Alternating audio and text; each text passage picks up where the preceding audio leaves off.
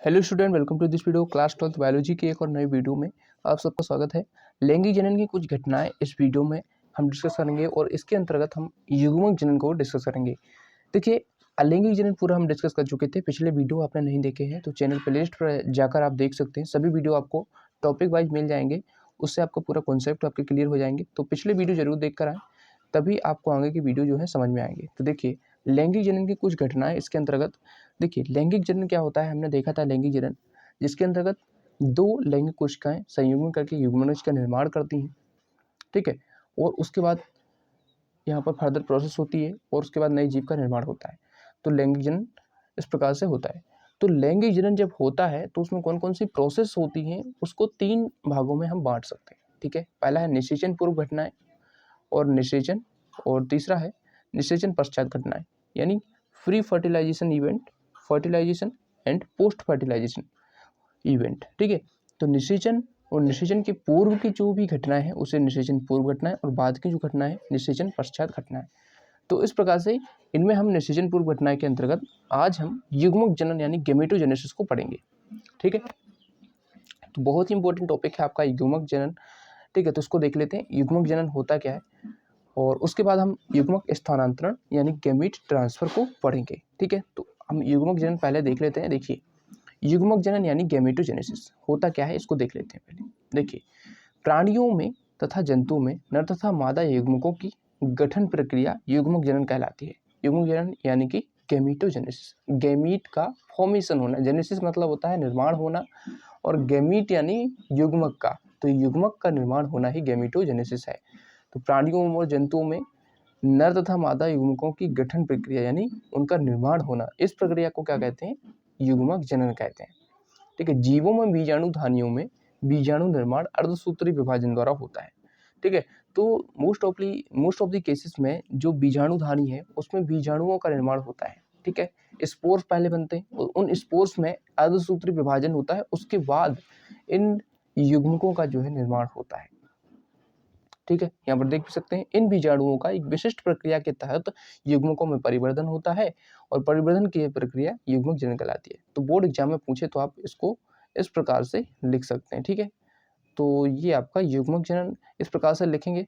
उसके बाद देखिए, एनसीईआरटी में एक इंपॉर्टेंट लाइन दी गई है, युग्मक एक प्रकार की अगुणित कोशिका है, ठीक है। अगुणित कोशिका है, अगुणित मतलब होता है जितने उसमें क्रोमोजोम के सेट हैं, ठीक है। जैसे जितना भी उसमें क्रोमोजोम है तो उसको हम अगुणित बोल सकते हैं, ठीक है। इसे एन से डिनोट भी करते हैं, अगुणित यानी एन, हैप्लॉइड इसको बोलते हैं, ठीक है। तो युग्मक एक प्रकार की अगुणित कोशिका है, यानी कि वो हैप्लॉइड सेल्स होती है, ठीक है। उसके बाद देखिए, युग्मकों की कुछ किस्में एनसीईआरटी में दी गई हैं, तो देख सकते हैं आप यहाँ पर युग्मकों की कुछ किस्में, जैसे समयुग्मक होता है, विषम युग्मक होता है, और ये दोनों ही एनसीईआरटी में दिए गए हैं, ठीक है।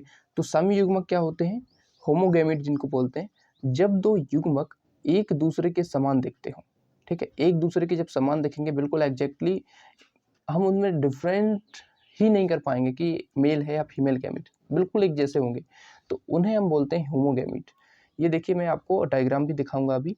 उदाहरण है क्लेडोफोरा, जो कि आपका एनसीईआरटी में दिया गया है, एक शैवाल है और जिसमें जो युग्मक हैं वो समयुग्मक हैं, यानी होमोगैमेट हैं, दोनों एक जैसे होते हैं।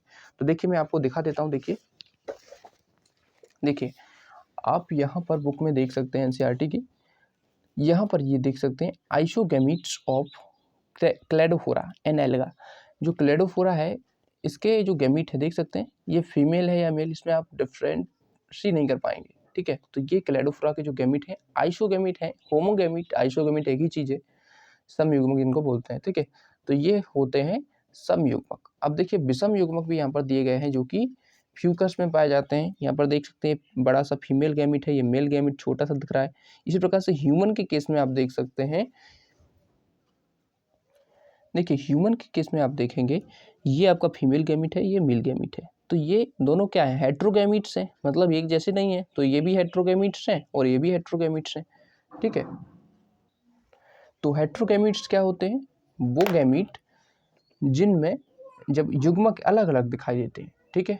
तो इसमें हम अलग अलग बता भी सकते हैं कि ये मेल गैमीट है या फीमेल गैमीट है, ठीक है। तो इसका एग्जाम्पल हम देख लेते हैं। देखिए जो फ्यूकस होता है और जो एक शैवाल होता है जिसमें जो गैमीट होते हैं, ये जो होते हैं आपके, ये विषम युग्मक होते हैं और मानव के जो युग्मक हैं वो भी विषम युग्मक होते हैं। ठीक है, तो जो फ्यूकस जो कि एक शैवाल है, इसमें भी विषम युग्मक पाए जाते हैं। हमने जैसे कि एग्जाम्पल में देखा, डायग्राम में देखा एनसीईआरटी में। तो आज का वीडियो आप सबको पसंद आया होगा, उम्मीद है। और वीडियो पसंद आया तो लाइक कर दीजिए और चैनल पर नए हैं तो सब्सक्राइब जरूर कर लेना। और इसी प्रकार से सभी नोट आपको चाहिए तो आप डिस्क्रिप्शन में दिए गए नंबर पर कॉन्टैक्ट कर सकते हैं। और यदि सभी वीडियोस आपको देखना है तो चैनल के प्लेलिस्ट पर जाइए, सभी वीडियो आपको टॉपिक वाइज इसी प्रकार से मिल जाएंगे, तो वहाँ से आप ज़रूर देखिएगा। ठीक है, तो नेक्स्ट वीडियो में नए टॉपिक के साथ मिलते हैं। Thanks for watching.